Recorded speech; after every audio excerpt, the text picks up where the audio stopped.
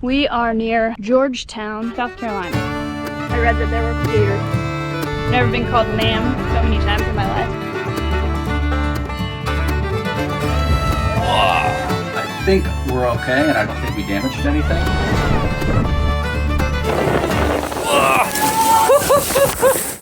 Hey there, I'm Kelsey, that's Tim, and this is the story of our adventure. Life is fleeting, and we want to squeeze every bit out of it. We are wandering the world, so home is a bit of a moving target for us.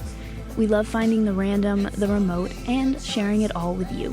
So subscribe to get lost with us and hopefully find some inspiration to go after your own dreams.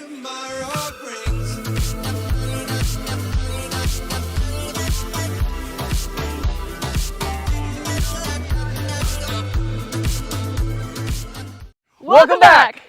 You might notice that's not the ocean. And I'm not on a boat right now. Sadly. Those of you that have watched us for a while know we do a lot of side jobs to keep this adventure and dream going. So we're off doing that in the wilds, living and working in Wyoming for a few weeks. But we'll be back at the boat soon, and we've got a lot of gear staged there in the meantime. Stay tuned to the end of the video if you want to know more about how the heck we got several thousand miles away from the boat so fast. Yes. But in Videoland, we are in Georgetown, South Carolina, which turned out to be a pretty cute little town full of history, so I thought we needed to go explore it. But first, we needed to give the boat some love. Goose had taken care of us. He took care of us through some rough waves and rough times, and we wanted to check on all the systems. Yep. All right, let me turn this off. Oops, it was already off. Okay, so after that passage and all the rough water, I was thinking we would have stirred up everything in the tank. Same thing happened to me after buying an old FJ40, and we went off-roading, and the fuel was bouncing around and almost like stirring up all the sediment, and we went through a lot of fuel filters. So it looks really good. I'm gonna pull the Raycor out and look at it visually and just see if there's a bunch of gunk on it. But that looks good, oil looks good, coolant's still full, no leaks beneath the engine, sail drive oil's not milky, so I feel really good. This one, at least, we'll see what the other engine looks like, but after running basically full throttle, not quite of course, but to get in here before the sunset, I really felt bad. That was 13 hours of higher revs than I would want to run these at. There's only 2,500 RPM, but still, I'm trying to, until we trust everything, be gentle. And just to make it, we wanted to make sure we had just about as much speed as we could have with the sails up to get here. So I don't see anything wrong with it. I'm really happy. So we'll check out the other engine, and then as soon as I pull this fuel filter out, I'll show you guys what it looks like. But if it's bad, we have so many spares of that. I think from the FJ40 experience, we definitely got used to going, okay, just buy 10 off Amazon. Why not? And then we can just change them without worrying about being precious about them and going, oh, this one's probably clean enough to continue using. I don't want to worry about that and have the engine stall. Like coming in this passage, it was so rough, and you have to go down this channel, and from the side, the port hull is being hit with these big waves, some of them crashing over and getting you wet. If an engine were to die right there, or both, that would be terrible. So far so good. I'm really happy.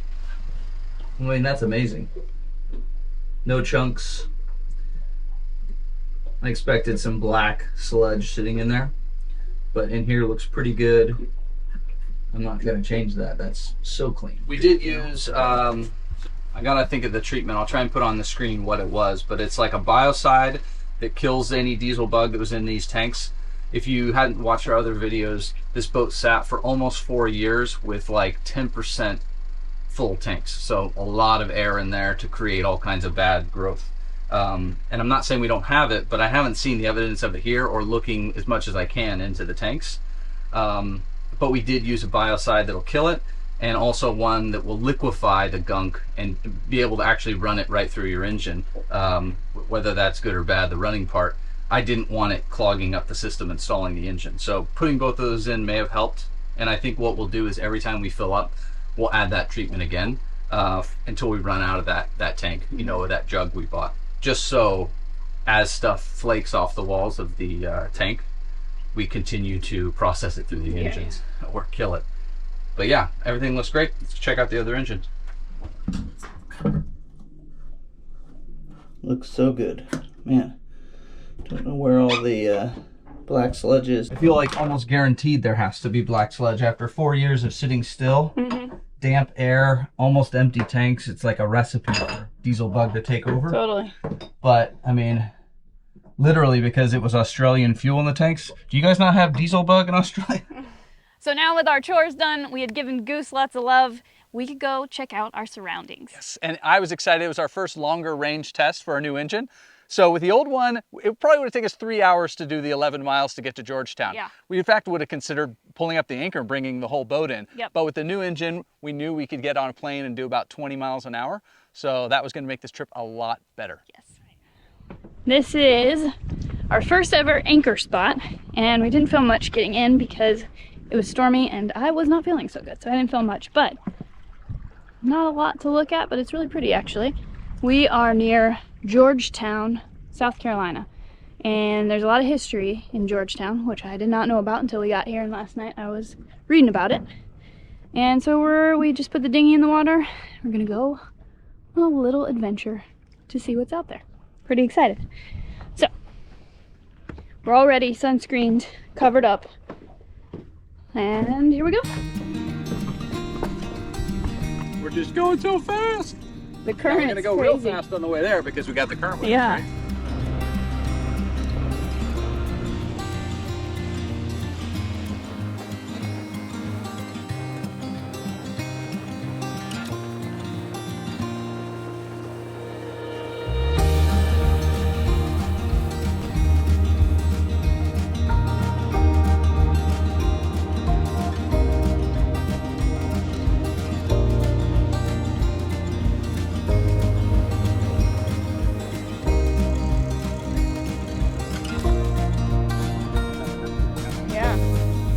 So we're trying this little marina for some fuel. It is super shallow in here, and the water, because it's I think from the Black River, all the tannins, you can't see anything, so it's a little scary. Right here.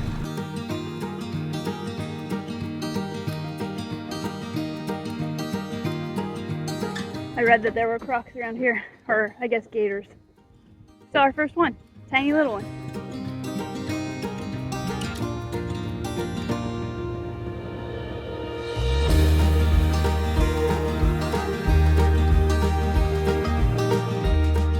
All right, fuel check. I've never been called ma'am so many times in my life. I'm a ma'am here. Everyone's super friendly though. It's really nice so far. Go check out the little tiny boardwalk and maybe get something to eat.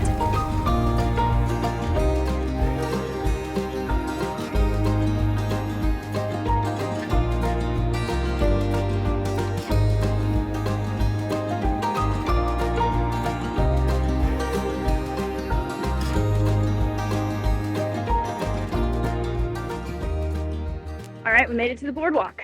Yes. Very sleepy. I don't know if it's like the off time of year or just Yeah, not a lot going on. out.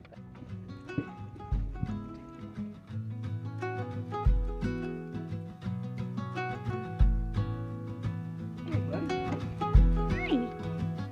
Hi. You're actually a social cat. Hi. Yeah. Look at you. You're like, yes. This is why I said It's funny. You guys can't smell, but it smells real good right here. Like the plants are smell so fresh and good. Smells really good, huh? yeah. Pre-Revolutionary War. So this was a super cute little town. It's the third oldest city in South Carolina, I learned from my Google searching. Indigo was a huge money crop way back in the day, and before the Civil War, it was rice. In fact, this area produced 1/2 of the total rice crop of the United States, and this port exported more rice than any port in the world. In 1914, it was lumber. Georgetown was home to the largest producing lumber plant on the East Coast. Then in the 40s, it was paper. Georgetown was home to the largest craft paper mill in the world. So, for its tiny size, it does hold a lot of history, and it was a great place to take a walk and grab a bite to eat.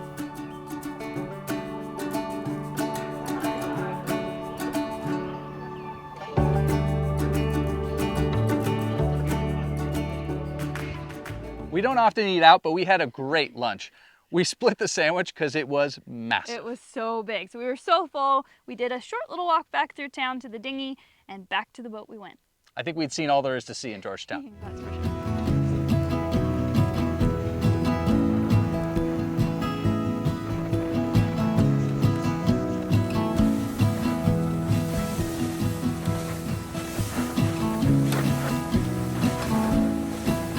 The current is pretty crazy here. It's rivers coming out, but right now the tide is actually going in. But it is ripping right now. Poor little dinghy is surfing back there. But yeah, it's crazy. We've got like a wave going under our boat right now. But our anchor is doing good. That current was absolutely insane. It was so fast. We had made a plan, in fact, because it was so scary. Like, if you fall off the boat for some reason, just swim to shore, because there's no hope of getting back against this current. It was wild. Even if you got in the dinghy and the engine didn't start, you were gone. So it was like row to shore and we'll find a way to get to you at slack tide. Yeah. Besides the current, the water had all these tannins in it that dyed Goose's hull. So poor Goose was looking pretty yellow. Yeah, it was very murky, kind of creepy water, especially since we had seen an alligator earlier that day. But yeah. I was not jumping in to clean the hull here. No. For our final night, we had a beautiful sunset, got a good night's rest, because in the morning, it was time to pull up the anchor and keep heading north. Yep. All right, here we go. Jumping up north again. Goodbye, Georgetown. Well, things went sideways quickly, as they tend to do on the water, and as we got out into the inlet, it was very, very windy, way more than was predicted, and huge swell. Yeah, I think because of this inlet, the waves get really tall and peaky, and they were coming up and over both bows and smashing on the front windows. And right at that moment, when you already have enough to worry about, the temperature alarm went off that one of the engines was overheating. Yeah.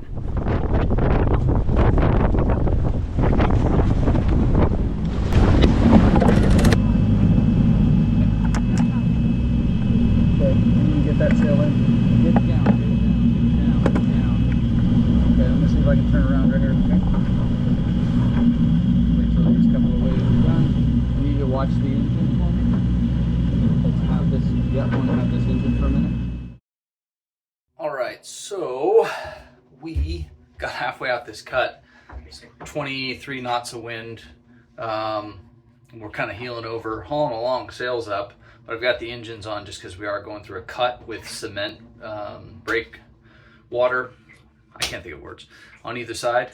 And all of a sudden our port engine overheats. And so we shut it off immediately, got back in here, and the impeller belt is very loose. So I'm gonna try and see if I can set the tension or if I can replace the belt. And hopefully that's all that it is.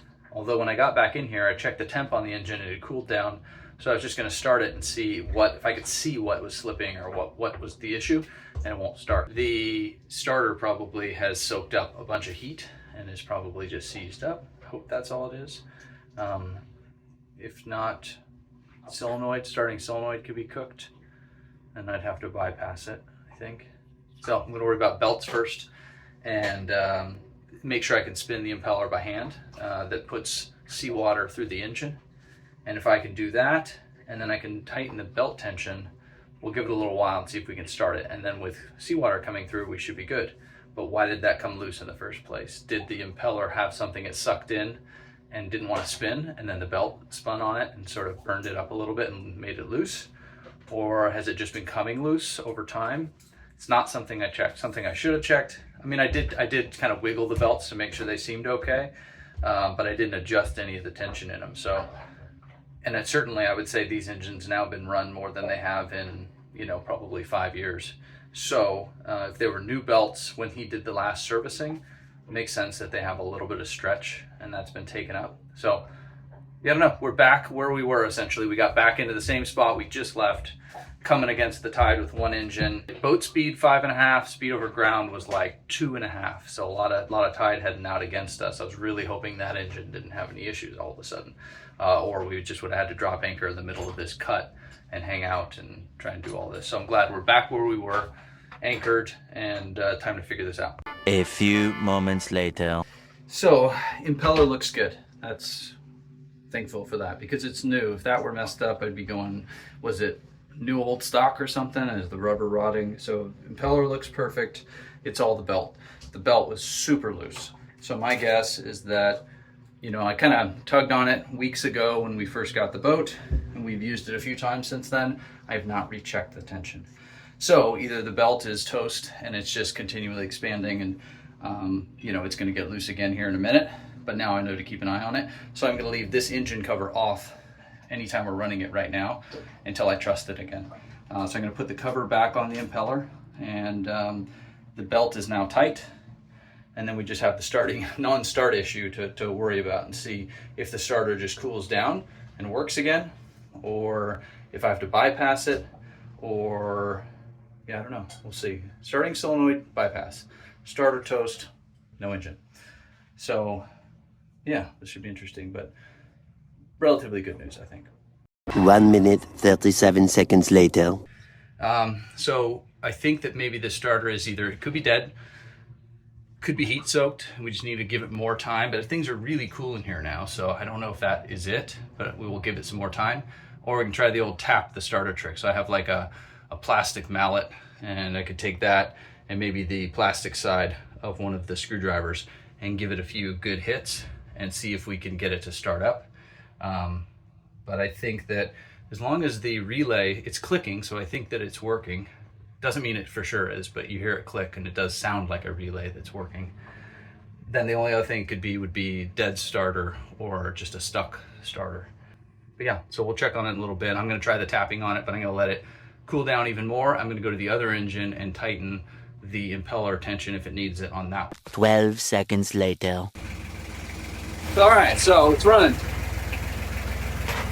And it was the old jump the solenoid thing. So I'm gonna let this idle for a while now and make sure it doesn't get hot. It's putting out a lot more water. So I do think that was the issue. Loose belt on the impeller. And then I do think we probably cooked the solenoid. So yeah, we'll just have to jump it.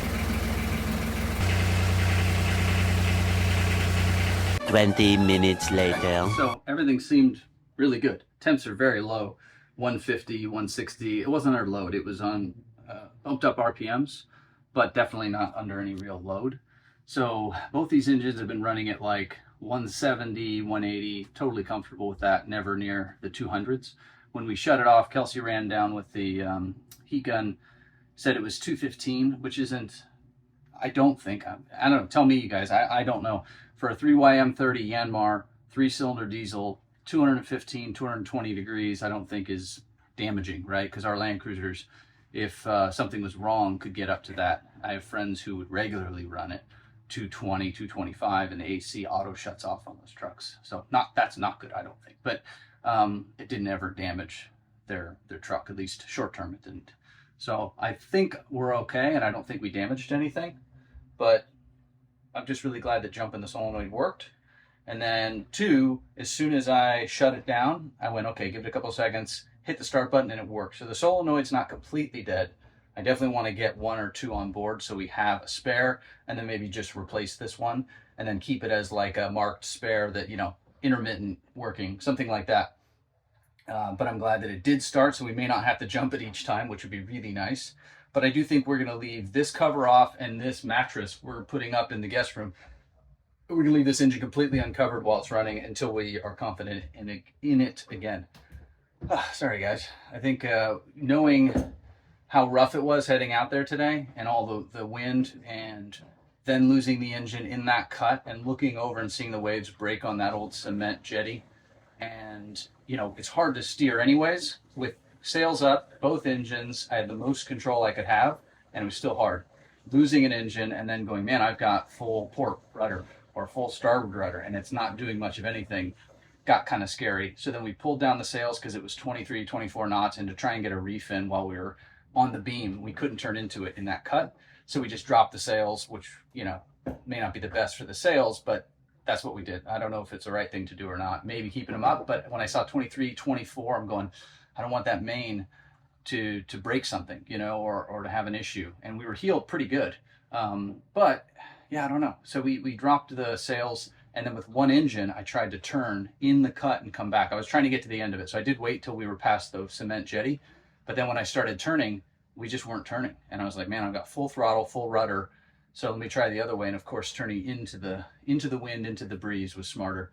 And then it came around, but it still was very sluggish. And then the whole way back in was so slow, I put the jib back out and it stayed at about 19 knots, and we put full jib out, and man, that helped so much. Stabilized the boat, and it propelled us at like 11 knots coming back in. You know, we were surfing the waves, of course, coming in, so it wasn't 11 knots of sailing, but it was 11 knots of starboard engine at almost full throttle, and then jib up, and then the waves behind us. And once we were in, we were fighting the outgoing tide. So boat speed was like 5 or 6, and then our speed over ground was like 2.5, 2. So we just watched another sailboat come in. It was like he wasn't moving. Just for the last hour, we've just seen this sailboat trying to get into this area we're in, fighting against that current. So exciting morning, but I think we got it sorted. So with the engine sorted, we were able to breathe a little bit easier, and this wasn't a terrible place to be stuck again. Our first anchorage also became our second anchorage. And we had a barbecue to celebrate that night. Yep. Oops, a little too much. Not bad though.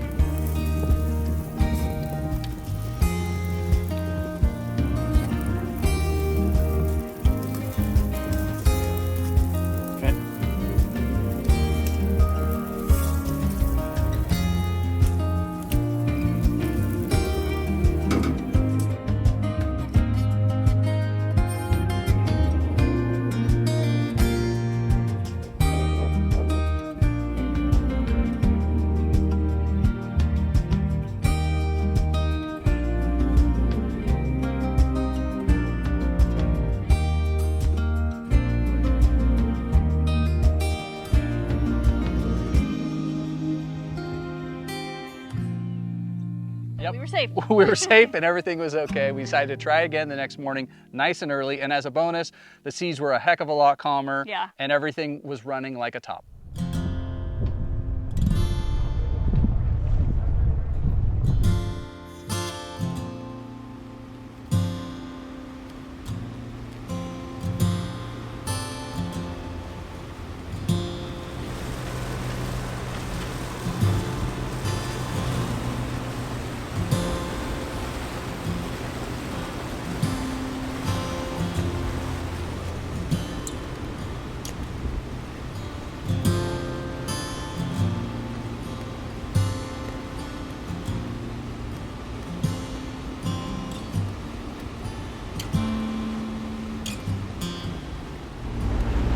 Good morning. We have left Georgetown. We are heading out and heading north. Not exactly sure. We'll do either 40 miles, maybe 70 miles, depending on how everything's going, how fast we're going. But yeah, just a day sail. And it's a beautiful morning. We just watched the sunrise and going good.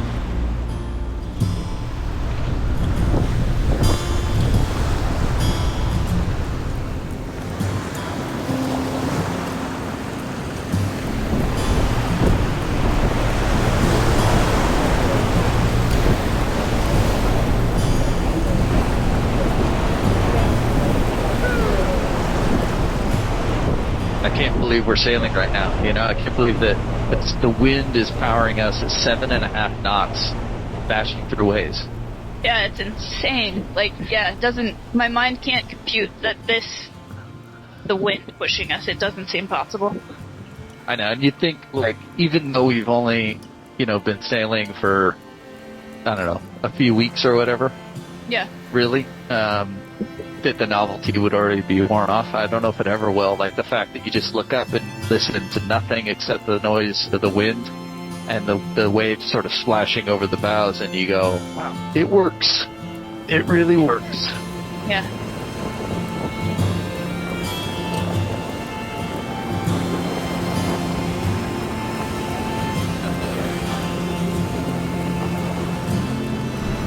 And the temperature feels great right now. Yeah.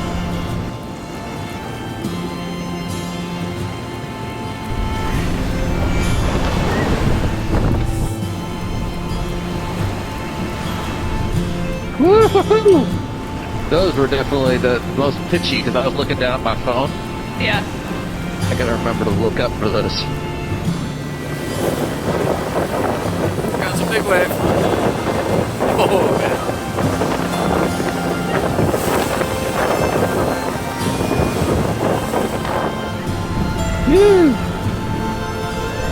Oh, that was wet.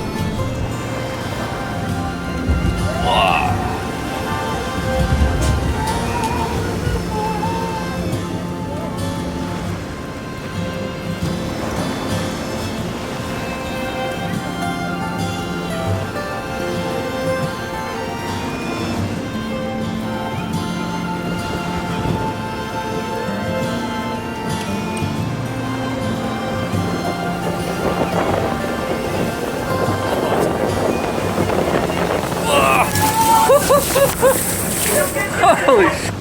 Alright, we are now coming into the South Port. Southport, Cape Fear River. And yeah, it was a good passage.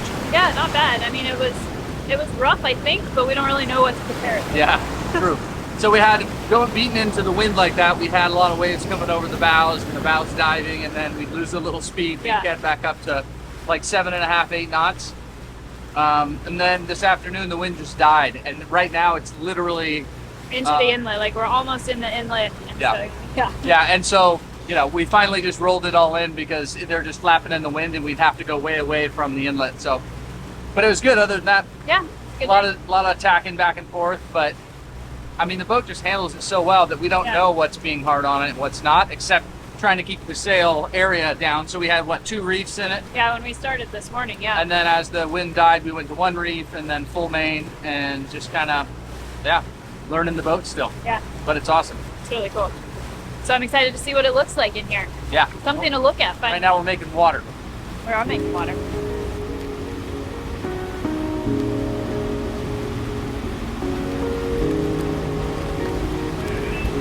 There's so many houses. Oh my goodness.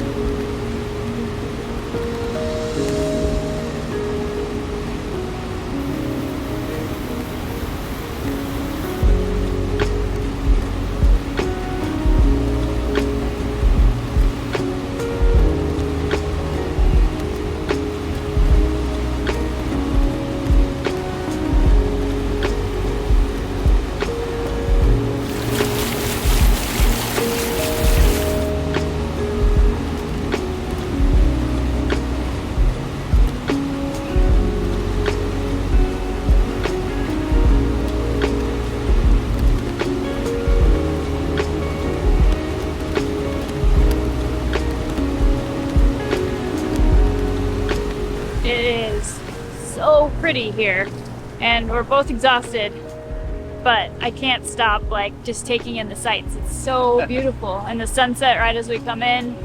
I think we'll have just enough light to anchor, and then I'm ready to eat because I'm smelling all the good food from all the restaurants along there. I'm so hungry, but wow, so pretty.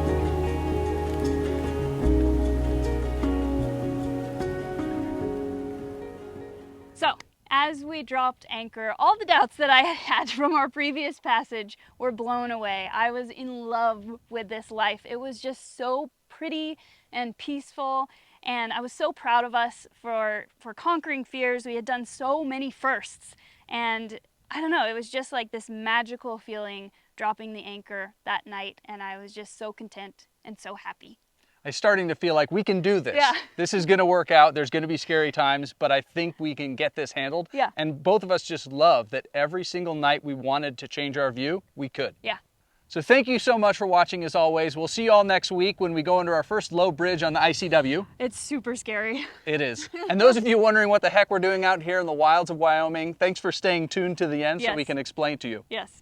We have lots of side jobs, and this is one of them, and we had the opportunity to make some money, and as you know, fixing up a boat costs a lot of money, so Yes. we took the opportunity to come and make some money. So we put the boat on the hard in Cape Charles, Virginia. We took a taxi a couple hours to an airport, flew to Dallas, another flight to Tucson. A buddy picked us up in Tucson and took us to our old 1976 FJ40. Yep. That truck always starts up amazingly. Took us to our storage unit where we got our work truck out of storage, did an oil change, greased the drive line, and drove 1,500 miles north to the northern parts of Wyoming, where we're living and working in nature right now. We do these contracts for the government where we're out in nature on mountain bike, on foot, 4x4 or dirt bike. And it sounds like a lot of fun, but it is some really long days. hard, It's yeah. a beautiful office though. Yes. And at night we're trying to edit and keep up with all that so we can keep sharing the rest of our journey north with you. And then in a few weeks, we'll be back at the boat with All a caught up. whole lot, Yeah. all caught up with you, and a whole lot of products waiting for us to install, from solar to radio to AIS, radar, etc. Yeah, so we're excited to continue sharing this with you, but we are working hard to keep this dream going right now. So again, we appreciate all you guys. Thanks for staying tuned to the end. Yep. And we will see you next week. See you with next our week. Scary Bridge. Ooh, croc food. Anyone? Anybody? No? There's rules for the swing. It's an interesting outfit I have, by the way.